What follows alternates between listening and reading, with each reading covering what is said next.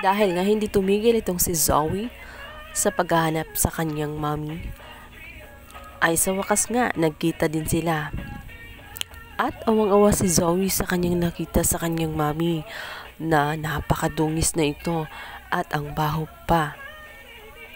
Kaya naman awang-awa siya, hindi na napigilan ang kanyang sarili, napayakap nga siya dito at naghingi ng paumanhin sa kanyang mga ginawa dito.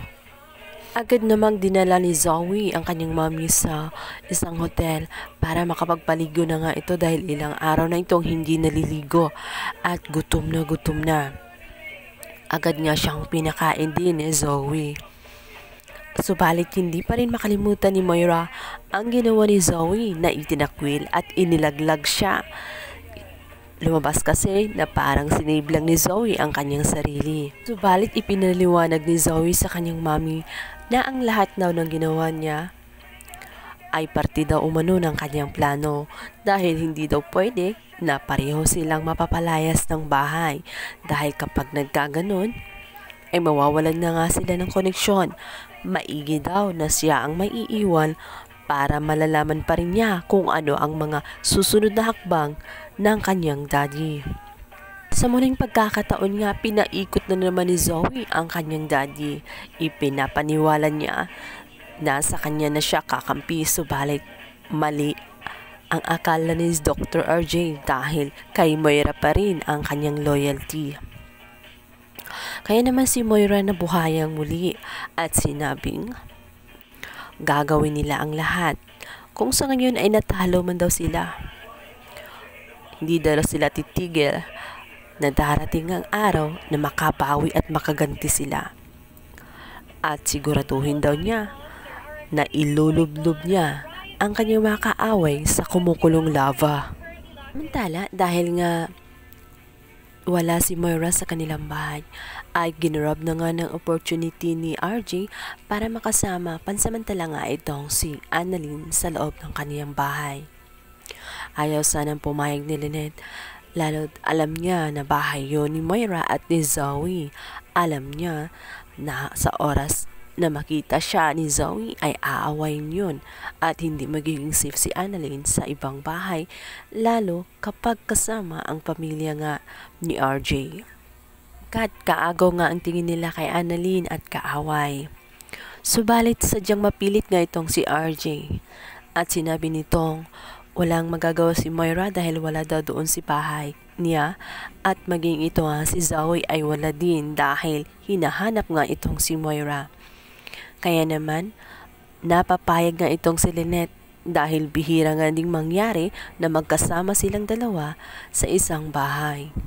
Sinabi din ni RJ na huwag siyang mag-alala sapagkat poprotektahan niya si Annalyn at siya na ang magiging bahala nito. Nagkataon namang walang dalang damit itong si Annalyn, kaya naman naghiram nga siya ng damit ni Zoe. Kaya nga si Annalyn sa mga oras na iyon. Dahil sa wakas, masusolo niya ang kanyang daddy na walang pinapangamba na manggugulo at iistorbo sapagkat walang tao sa bahay na yun. Tala, ikinabigla ni Zoe. Nung kumakain sila, ay nakita nga nila ito nga si Giselle na nakauwi na nga ng Manila. Dahil may aatinan nga na meeting.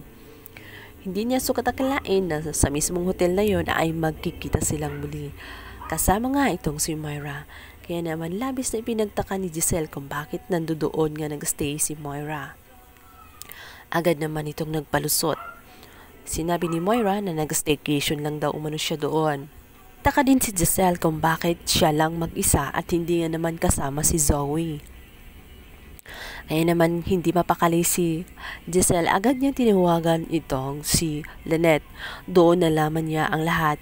Ang katotohanan na ito nga si Moira ay nabuking na nga at pinalayas na ni RJ kung kaya't hindi na siya pwedeng umuwi sa bahay niya. Naman sa sobrang galit ni Giselle sa kanyang nadiskubre, binalikan nga niya itong si Moira. Dito nga habang kumakain si Moira na nakatalikod, iningudgud nga niya ito sa may pinagkakainan niya.